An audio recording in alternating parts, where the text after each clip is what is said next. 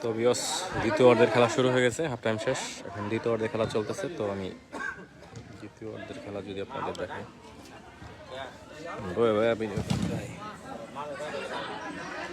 তো দ্বিতীয় অর্ধের খেলা চলতেছে, গোল হওয়ার সম্ভাবনা আছে। সুন্দর একটা শট দিয়েছিল কিন্তু জন্য হইল না। তো আবারও ফ্রি কিক, থ্রোয়িং হচ্ছে ইয়ং বয়েজ এফসির অনুকূলে। তো খেলার পরিস্থিতি গোল্ডেন ইগল এফসি 0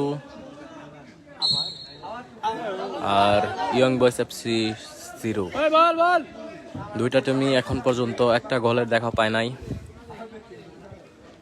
তো দেখা যাক গোল সামনে কি দেওয়ার মতো পরিস্থিতি হয় কিনা তাদের।